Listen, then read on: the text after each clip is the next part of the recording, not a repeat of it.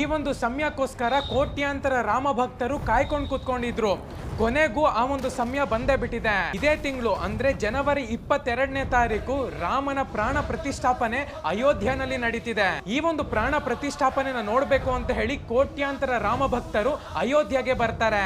ಎಲ್ಲರಿಗೂ ಆಸೆ ಇದ್ದೇ ಇರುತ್ತೆ, ರಾಮನ್ನ ನಾವು ಕಣ್ ತುಂಬಾ ಅಯೋಧ್ಯೆನಲ್ಲೇ ನೋಡ್ಬೇಕು ಅಂತ ಹೇಳಿ.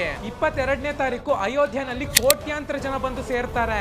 ಅಯೋಧ್ಯೆನಲ್ಲಿ ಇನ್ನ ಕೆಲಸ ನಡೀತಿರೋದ್ರಿಂದ ಇಷ್ಟೊಂದು ಕ್ರೌಡ್ ನ ಅವರು ಮೇಂಟೈನ್ ಮಾಡಕ್ ಆಗಲ್ಲ. ಇದಕ್ಕೋಸ್ಕರ ಭಾರತ ದೇಶದ ಗವರ್ನಮೆಂಟ್ ಒಂದು ನಿರ್ಣಯಕ್ಕೆ ಬರ್ತಾರೆ. 22ನೇ ತಾರೀಕು ಪ್ರಾಣ ಪ್ರತಿಷ್ಠಾಪನೆಗೆ ಆದಷ್ಟು ಕಮ್ಮಿ ಜನ ಬನ್ನಿ ಅಂತ ಹೇಳಿ ಎಲ್ಲರಿಗೂ ಕೂಡ ನರೇಂದ್ರ ಮೋದಿ ಅವರು ರಿಕ್ವೆಸ್ಟ್ ಮಾಡ್ಕೊಂಡಿದ್ದಾರೆ. ಯಾರಿಗೆ ಅಯೋಧ್ಯೆಗೆ ಬರಕ್ ಆಗಲ್ವೋ ಅವರು ಮನೆಯಲ್ಲೇ ಒಂದು ದೀಪನ ಹಚ್ಚಿ ಅಂತ ಹೇಳಿ ನಮ್ಮ ಹೆಮ್ಮೆಯ ಪ್ರಧಾನಮಂತ್ರಿಗಳು ಹೇಳಿದ್ದಾರೆ. ರಾಮನ ಪ್ರತಿಷ್ಠಾಪನೆ ದಿವಸ ಎಲ್ಲರೂ ನಿಮ್ಮ ನಿಮ್ಮ ಮನೆಯಲ್ಲಿ ಒಂದು ದೀಪನ ಹಚ್ಚಿ.